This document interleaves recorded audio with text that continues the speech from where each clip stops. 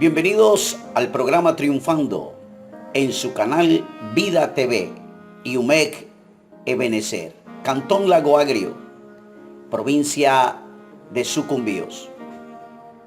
Hoy continuamos con el estudio del libro de Apocalipsis, el capítulo 3 del versículo 1 al versículo 6. Mensaje a la iglesia de Sardis. Pero antes vamos a dar respuestas al estudio anterior de la iglesia de Tiatira que estudiamos en el capítulo 2, versículo 19 al 29 del libro de Apocalipsis. Las preguntas son las siguientes. ¿Por qué fue aplaudida la iglesia de Tiatira? Fue aplaudida por las obras, por el amor, por la fe, por el servicio, paciencia y también porque las obras postreras eran mayor que las primeras. Segunda respuesta a la pregunta número 2. ¿Qué tenía Dios contra la iglesia en Tiatira? Tremenda pregunta acá. Era que esta iglesia toleraba a una mujer llamada Jezabel, que se decía ser profetisa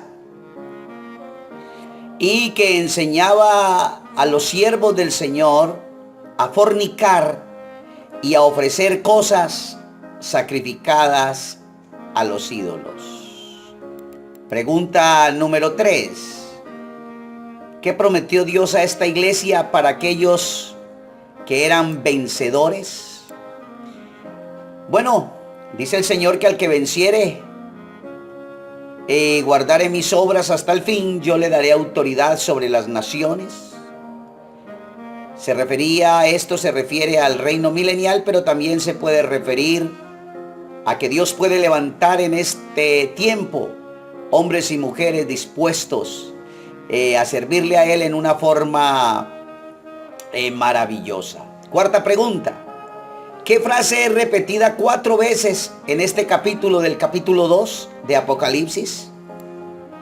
Si usted lee el versículo 7 encontrará una palabra que dice: el que tiene oído, oiga. El que tiene oído, oiga. El que tiene oído, oiga. Y el que tiene oído, oiga. Se encuentra en el versículo 7, versículo 11, versículo 17 y versículo 19.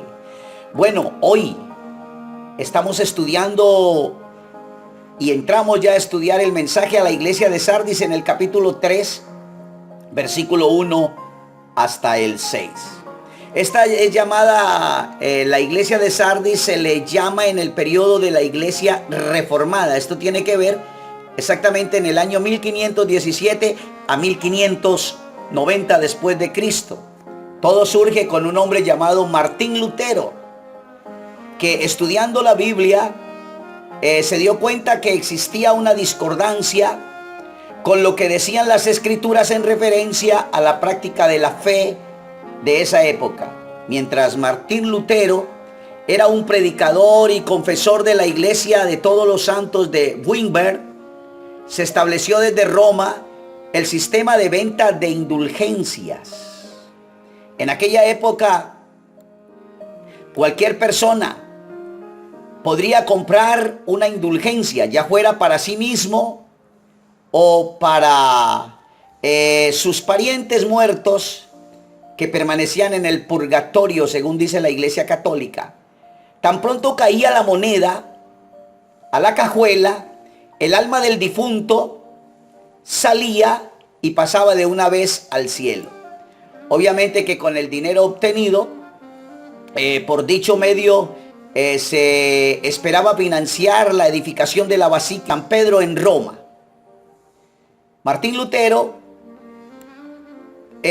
publicó en el año 1517, escribió contra las indulgencias en forma de 95 tesis. De allí provienen las 5 solas que resumen las creencias teológicas básicas de la Biblia. Solo escrituram, que él solamente dice la palabra de Dios es la inspiración de Dios. Es sola fide, es la enseñanza que la justificación es por medio del sacrificio de Cristo y no por las obras que una persona haga, aunque aclara Martín Lutero que las obras son el resultado de la fe. Sola gratia, esto quiere decir que la salvación solamente viene por la justificación de Jesucristo, y soli Deus gloria es que toda la gloria es para el Señor. Entonces, eso es lo que estamos mirando hoy. La iglesia de Sardis tiene que ver exactamente con este periodo, en el año 1517 al 1590 después de Jesucristo. Ahora, vamos a mirar lo que dice la palabra de Dios en Apocalipsis capítulo 3, el versículo 1. Dice: escribe al ángel de la iglesia en Sardis, el que tiene los 7 espíritus de Dios y las 7 estrellas, dice esto: yo conozco tus obras, que tienes nombre de que vives, pero estás muerto. Note lo que dice acá: el que tiene los 7 espíritus de Dios. Más adelante vamos a ver, veremos por qué el Señor le dice a esta iglesia de Sardis que Él es el que tiene los 7 espíritus, porque esta iglesia estaba muerta. Seguramente por esto el Señor se presenta como el que tiene los 7 espíritus de Dios. Esta expresión describe los infinitos recursos espirituales que tiene el Señor y que eran precisamente los que esta iglesia necesitaban para volver a vivir. Esto nos recuerda que ni nosotros como creyentes, ni tampoco la iglesia en su conjunto, puede mantener una vida espiritual saludable. ¿Por qué razón? Porque el único que da vida es el Señor Jesucristo a través de su Santo Espíritu a su iglesia.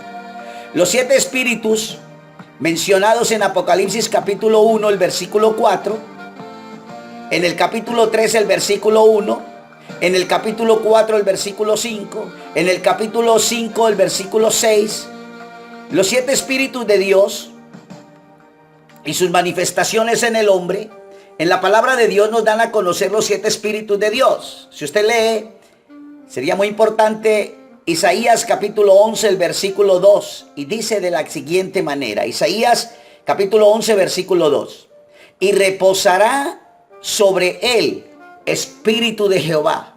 Vea lo que dice: espíritu de sabiduría, de inteligencia, espíritu de consejo y de poder, y espíritu de conocimiento y de temor a Jehová.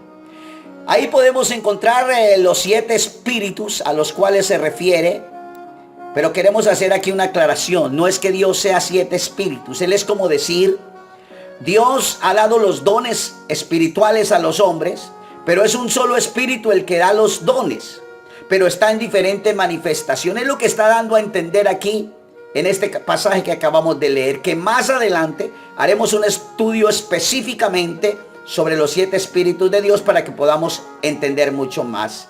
En el versículo 1 del capítulo 3, Cristo reprende a la iglesia. Le dice: yo conozco tus obras, que tienes nombre de que vives y de que estás muerto. Primero, miren lo que dice: yo conozco tus obras. Nuevamente se nos recuerda en este pasaje que no hay nada que pueda permanecer oculto para los ojos de Cristo. Además, vamos a mirar lo que a continuación nos dice el mismo texto. Tiene nombre de que vives. A la iglesia de Sardis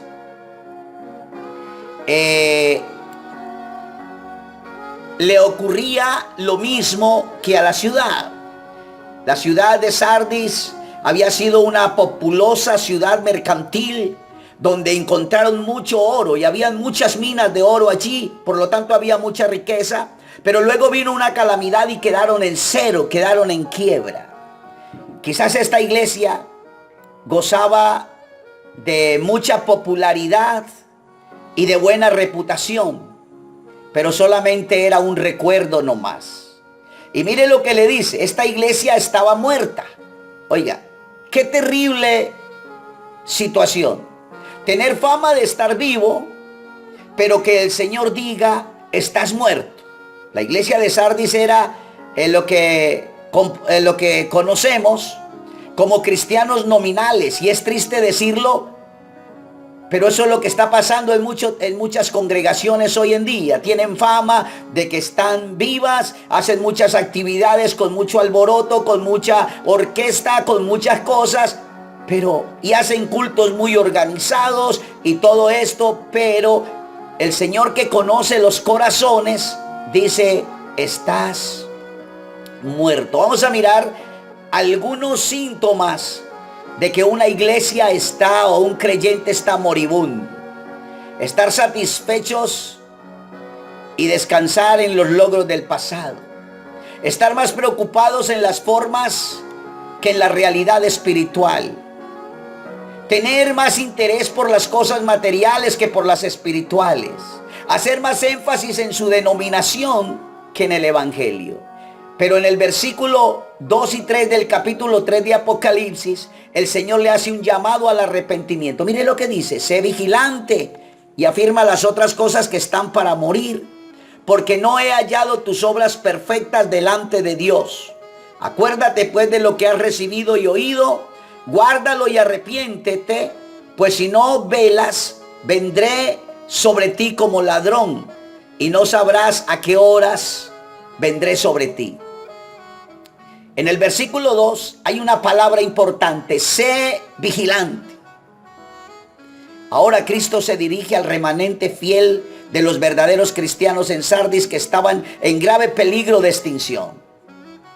El Señor les dice, y comienza diciéndole aquí una palabra muy importante: sé vigilante. Es verdad que el creyente está protegido por unas defensas mejores que las que cualquier ciudad pueda levantar, pero esto no nos debe llevar a la relajación o al descuido en nuestra vida espiritual, sino a estar prevenidos, a estar alertas, a estar constantemente pendientes de que algo pueda pasar. El Señor, más bien el apóstol Pedro, en primera de Pedro 5:8 dice: sed sobrios y velad, porque vuestro adversario el diablo, como león rugiente, anda buscando a quien devorar.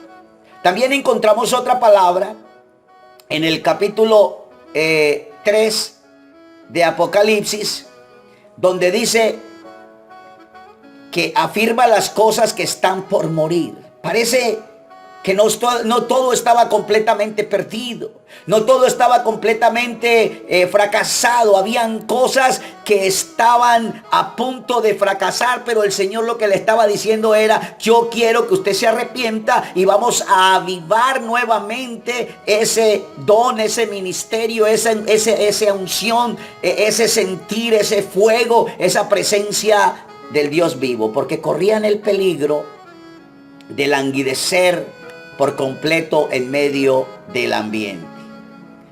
Ahora, el Señor les hace algo muy serio. El Señor no les dice que dividan iglesias y que si no les gustó la iglesia vaya y forme otra iglesia. El Señor no les está diciendo eso. El Señor les estaba diciendo que se quedaran en la iglesia. Tremendo esto. A algunos no les gusta la iglesia, que porque no hay un avivamiento, que porque no hay un mover, y entonces van y levantan otra, y otro va y levanta otra, y luego hay otra división y otra división. El Señor no quiere eso. El Señor quiere que ese grupito que había quedado en la iglesia de Sardis se quedara ahí para que contagiara con las buenas nuevas del Señor, con las verdades del evangelio a ese grupo. A no ser que ya deje de ser iglesia, porque hay iglesias, como dice el Señor en Apocalipsis 2:5, recuerda por tanto de dónde has caído y arrepiéntete y haz las primeras obras, pues si no vendré pronto a ti y quitaré tu candelero de su lugar si no te hubieres arrepentido. Si Dios ya ha terminado con una iglesia, o una iglesia se acabó porque se alejaron de la doctrina, ahí sí salga de ahí, mi hermano. Como dice Apocalipsis capítulo 18, el versículo 4. Dice: oí otra voz del cielo que decía: salid de ella, pueblo mío, para que no seáis partícipes de sus pecados, ni recibáis parte de sus plagas. Muy bien, Otro punto aquí es porque no he hallado tus obras perfectas delante de Dios. En Sardis, la queja del Señor Jesucristo a su iglesia es porque sus obras no se conformaban con el criterio de Dios. No habían perseverado en desarrollarse espiritualmente, se habían enfriado, habían perdido ese entusiasmo, habían perdido ese interés de avanzar en la vida cristiana y en la madurez. El Señor quiere que nosotros cada día vivamos creciendo más y más. Y cuarto dice, acuérdate pues, versículo 4, acuérdate pues, estamos en el capítulo 3 de Apocalipsis y ahora vamos en el versículo 4. Acuérdate pues de lo que has recibido y oído y guárdalo. Tremenda esta palabra. Y arrepiéntete. El resto final o el resto que había allí fiel en Sardis debía acordarse de tener en cuenta o de recordar lo que había recibido y oído. Es decir, necesitaban volver a ese primer amor, necesitaban volver a buscar de la presencia de Dios. En el versículo 5 de Apocalipsis 3 dice, pues si no velas, vendré sobre ti como ladrón y no sabrás a qué hora vendré sobre ti. Una vez más, tenemos un llamado del Señor a velar, a perseverar.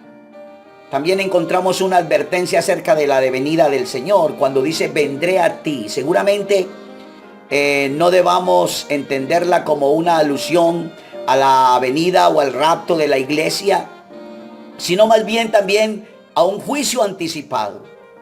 Déjame decirte, lo que estamos diciendo es muy serio. Mire, hermano, Dios está haciendo llamados últimamente. Si usted y yo no nos arrepentimos, nos pueden venir consecuencias.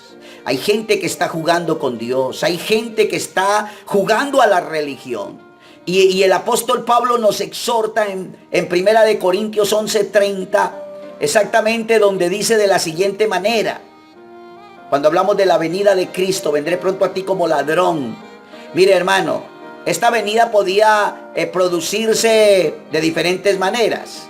Sabemos que en la iglesia en Corinto, algunos que estaban viviendo desordenadamente estaban enfermos y otros habían muerto. El Señor le dice que no comieran, que no participaran de la Santa Cena indignamente, porque si comían indignamente del cuerpo del Señor, algunos estaban enfermos y otros ya habían muerto.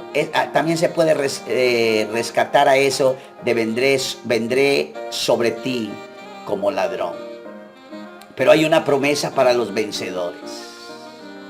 En el versículo 4 y 5 dice, pero tienes unas pocas personas en Sardis que no han manchado sus vestiduras, porque son dignas, dice.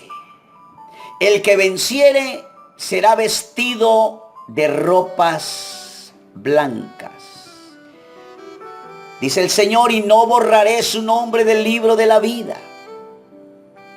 Y confesaré su nombre delante de mi Padre y delante de sus ángeles.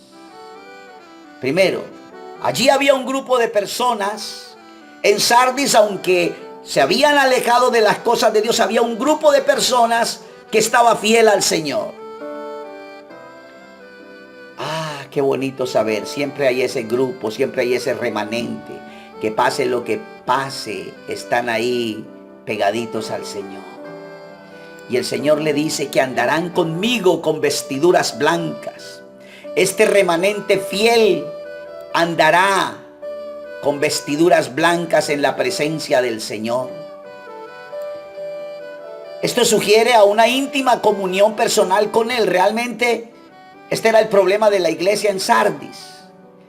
Habían dejado de andar con el Señor. Y esto es lo que nos mantiene exactamente, el andar con vida. Andar con vida es un resultado de caminar con el Señor. Y de estar muertos espiritualmente es un resultado de estar alejados de Dios. Podemos pensar, como dicen las Sagradas Escrituras, en la historia que se encuentra en Lucas 24, 13 al 35, que iban dos de sus discípulos por el camino y de repente se les aparece el Señor, pero ellos no entendían. Ellos pensaban que era uno más Pero cuando el Señor les contó la historia y les abrió los ojos, ellos pudieron entender que era el mismo Señor el que iba con ellos. Cuando Dios abre los ojos del Espíritu, entonces las personas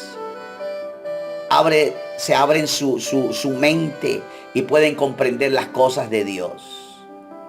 En la palabra del Señor nos dice, en Apocalipsis capítulo 19, desde el 7 hasta el 9, dice: gocémonos y alegrémonos, démosle gloria, porque ha llegado las bodas del Cordero y su esposa se ha preparado. Y a ella, o sea, a la novia de Cristo, a la esposa, se le ha concedido que se vista de lino fino y limpio y resplandeciente, porque el lino fino son las acciones justas de los santos. Las bodas del Cordero, dice, y el ángel me dijo: escribe, bienaventurados los que son llamados a la cena y a las bodas del Cordero. Estas palabras son verdaderas de Dios. Para poder entrar, amados, a las bodas del Cordero, tenemos que andar con ropas blancas. El Señor nos habla a través, o el Espíritu Santo a través de Pablo nos exhorta y nos enseña. Dice: en cuanto a la pasada manera de vivir, despojados del viejo hombre, que está viciado conforme a los deseos engañosos, y renovados en el espíritu de vuestra mente, y vestidos del nuevo hombre, creado según Dios, en justicia, en santidad y verdad. También los textos nos dicen: el que venciere será vestido de vestiduras blancas. Y en el versículo 4 dice: y no borraré su nombre del libro de la vida. Amigo,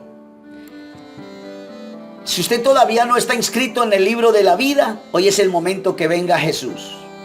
Y mi amado, si usted ya ha entregado su vida al Señor, créame que su nombre está inscrito en el libro de la vida. Y la voluntad de Dios es que su libro, o más bien que su nombre, permanezca en el libro de la vida.